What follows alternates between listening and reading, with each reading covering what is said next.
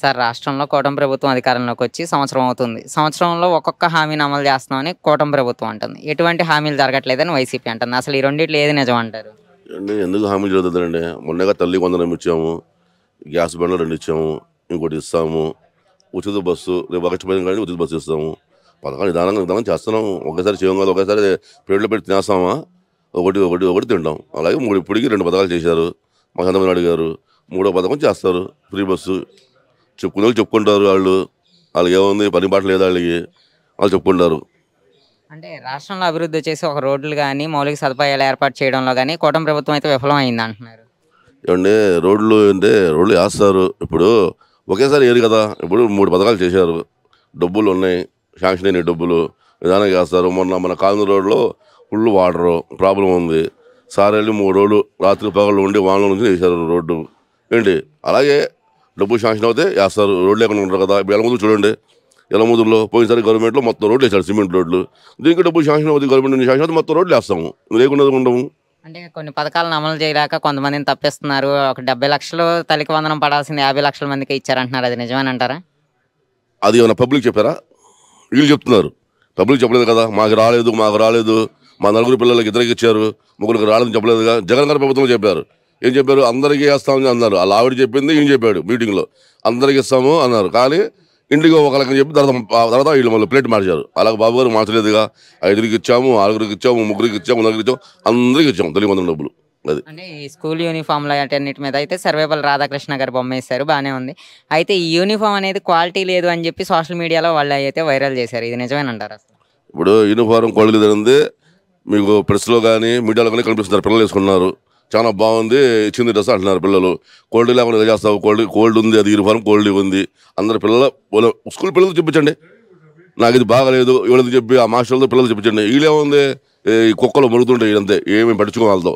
అంటే స్కూల్లో వచ్చేసి డొక్కా సీతమ్మ మధ్యాహ్న భోజన పథకం కింద భోజనం పెడతాం, సన్నబియ్యంతో అన్నం పెడుతున్నా అంటున్నారు. ఆయన ఏమంటున్నారంటే మా హయాంలో గోరుముద్ద ఇలాంటివి తీసుకొచ్చాము, దానికి దీనికి చాలా తేడా ఉంది అంటున్నారు. సన్నబియ్యం పెడుతుంది ప్రతి స్కూల్లో, ప్రతి విద్యార్థులు వాళ్ళ తల్లిదండ్రులు అందరూ చెప్తున్నారు.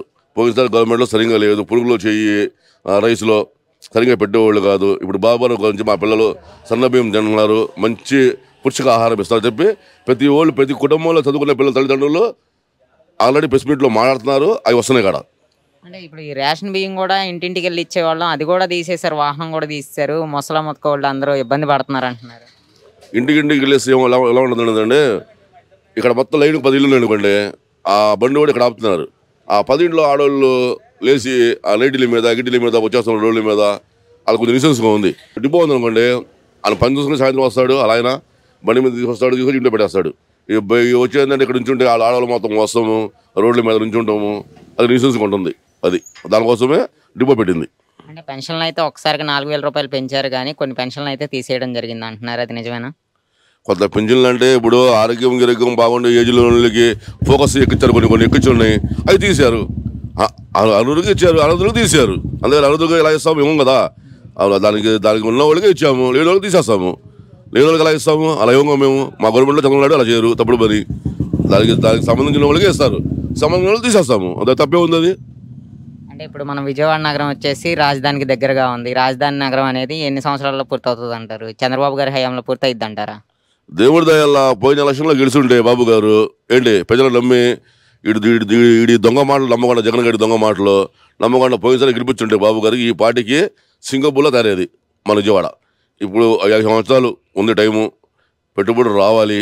వీడికి పెట్టుబడి పెడతానికి జనం వస్తే దర్శిపోయేవాళ్ళు జగన్ గారికి. వీడికి కమిషన్లు కావాలగా, ఎమ్మెల్యే కానీ ఎంపీ కానీ కమిషన్లు. ఈ సూజీ అమ్మో దండం పెట్టేసి సుజాత గారు కార్లు గీర్లు ఈ బ్యాటరీ మొత్తం వెళ్ళిపోయిన ఇక్కడి నుంచి. వీళ్ళకి కమిషన్లకి ఇవ్వలేక, వీళ్ళకి లంచాలు ఇవ్వలేక దడిసిపోయి వేరే తెలంగాణ పెడుతున్నారు పరిశ్రమలు ఇక్కడ రాక. కానీ దేవుడి వల్ల బాబు గారిని పెట్టుబడిదారులు నమ్ముతారు.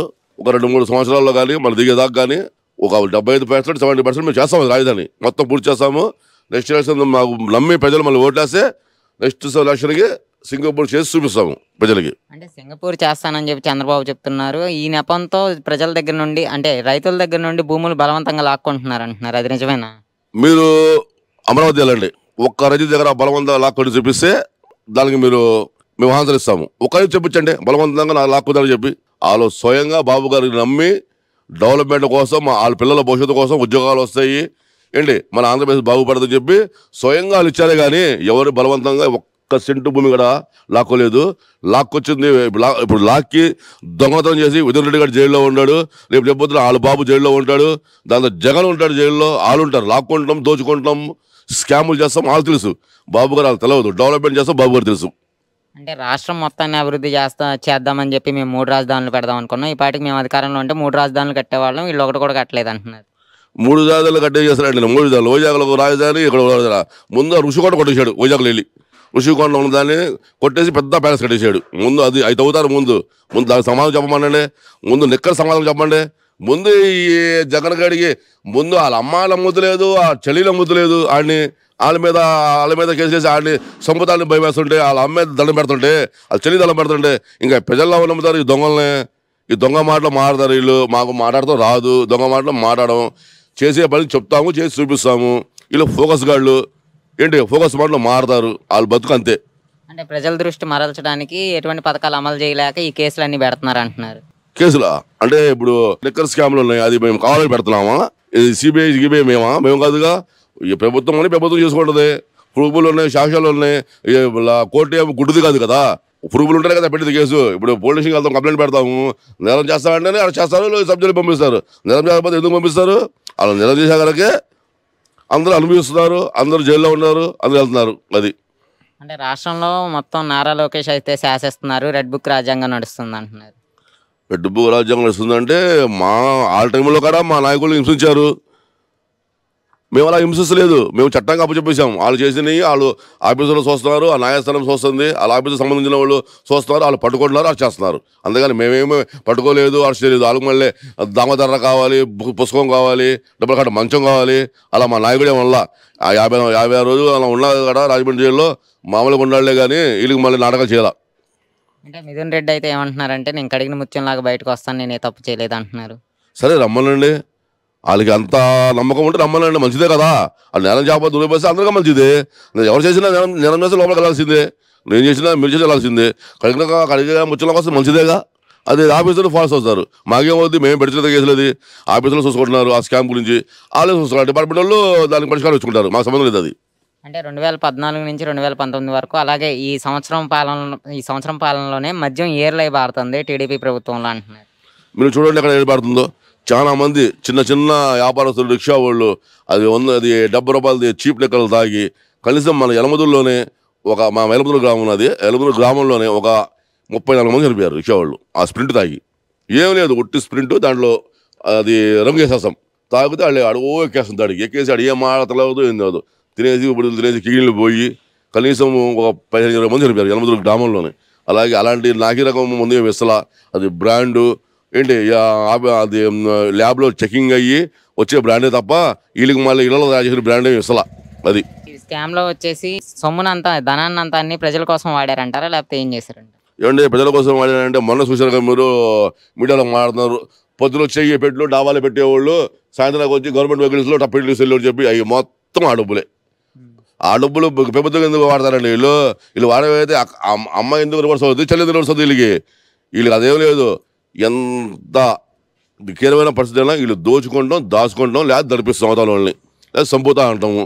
అలా బెదిరించి చేసే పరిపాలన కానీ వెళ్తే ఏంటి సొమ్ము తీసుకుని డెవలప్మెంట్ చేస్తాకి మాత్రం వీళ్ళు చేసి ఉండే లేదు. పొద్దున వాళ్ళు ప్రజలు నెలుకునేవాళ్ళు. వీళ్ళు 11 సీట్లు వచ్చాయి కాదు, వీళ్ళు మనకి గెలిచేవాళ్ళు. ప్రజలు నమ్ముంటే వీళ్ళు దొంగలని ప్రజలకి ప్రూఫ్ పొందడం మూలంగానే 175 వాడికి 11 ఇచ్చారు. అది అంటే మేము మద్యపాన నిషేధం చేయడానికి కోసం అని చెప్పి రేట్లు పెంచాము, దానివల్ల తాగేవాళ్ళు కూడా తగ్గిపోయారు అంటున్నారు. తగ్గారా ఏమీ తగ్గల. గల్లీకి బ్రాందీ షాపు ఎక్కువ వేరు, తాగేవాళ్ళు ఎక్కువ పేరు చచ్చిపోయారు, చాలా మంది చచ్చిపోయారు. అందుకని రేటు పెంచితే ఏం తాగదు. తాగేవాడు 100 రూపాయలు తాగుతాడు, 200 మంది తాగుతాడు. అది కాదు, నకిలీ ముందు, మొత్తం నకిలీ ముందు దాని గురించి చెప్తున్నాం మేము. ఆ రేటు పెంచితే ఏముంది, 100 రూపాయలు పెట్టాడు, ఇంకో 100 పెడతాడు, తాగుతాడు. రేటు పెంచే ముందు ఆయన తాగుతూ మానడు. నకిలీ ముందు స్టార్ట్ చేశారు స్కామ్. అది ఆ స్కామ్లోనే ఇప్పుడు వెతున్నట్టు వెళ్ళాడు. భారతి వెళ్తుంది, జగన్ గారు వెళ్తాడు. రేపు పొద్దున వాళ్ళకి పార్టీలో మనుషులే ఉండరు, ఆ పార్టీ ఉండదు, ఆ క్యాండిడేటే ఉన్నాడు. రేపు మా బొత్స సత్యనారాయణ మా పార్టీలోకి వస్తున్నారు. 2-3 ఎమ్మెల్యేలు మాకు టచ్లో ఉన్నారు. మేము మారిపోతాం బాబు పార్టీలో, దాంట్లో మేము పరుగుతో తిరగలేకపోతున్నాం మేము ఊళ్ళో అని చాలామంది ఎమ్మెల్యే బాధపడుతున్నారు. ఆ పార్టీలో ఉన్నాం మేము, ఉండి గెలిచాము, జనాలు మేము మొహం చూపించలేకపోతున్నాము అని చెప్పి మంత్రాలు జరుగుతున్నాయి మా పార్టీలో వస్తామని చెప్పి మేము పెట్టుకుంటాము లేదని తర్వాత విషయం అది. అంటే 2029లో చంద్రబాబు సుపరిపాలన కాదని జగన్ సంక్షేమ పాలన వైపు మొగ్గు చూపుతారు అంటున్నారు ప్రజలు. సరే అలా వాళ్ళకి నమ్మకం ఉంటే అలా 11 మందిని ఎమ్మెల్యే రాజీనామా చేయమనండి, 10 లక్షలు పెట్టమనండి తెలుస్తుంది. ఆ 11 కూడా రాదు. లాస్ట్కి ఆయన నుంచి కడప జిల్లా కూడా ఓడిపోతాడు ఆయన. అది